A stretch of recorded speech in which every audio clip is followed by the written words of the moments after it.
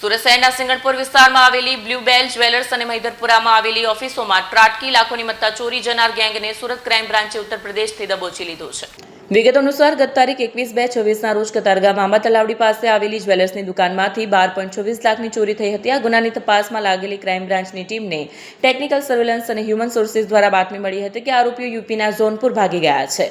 પોલીસે તાત્કાલિક ટીમ રવાના કરી વેસ પલટો કરી જોનપુરના બરસચી પોલીસ સ્ટેશન વિસ્તારના ચતુર્ભુજપુર પુલ પાસેથી બંનેને ઝડપી લીધા। ઝડપાયેલા આરોપીઓમાં કિશન કમલાશંકર દુબે નો સમાવેશ થાય છે। પકડાયેલા આરોપી સુનિલ સાહુએ કબૂલાત કરી કે ચોરી કરેલા મુદ્દામાલ પૈકીના કેટલાક દાગીના તેને કડોદરાના તાતીથૈયા ખાતે આવેલા તેના ઘરે લોખંડના કબાટમાં છુપાવ્યા છે। પોલીસે તેના ઘરેથી 23.58 ગ્રામ સોનાના દાગીના, 61.14 ગ્રામ ચાંદીના દાગીના અને ગુનામાં વપરાયેલી પલ્સર મોટરસાયકલ રિકવર કરી છે। ઝડપાયેલો કિશન દુબે સુરતના અલગ અલગ પોલીસ સ્ટેશન જેવા કે અમરોલી, વરાછા, ગોડાદરા, પૂર્ણા, ઉત્તરાણ અને પાંદેસરામાં કુલ 10 ગુનાઓમાં સંડોવાયેલો છે। પોલીસે બંને આરોપીઓ પાસેથી 11.73 લાખનો મુદ્દામાલ કબજે કર્યો છે અને આગળની કાર્યવાહી હાથ ધરી છે।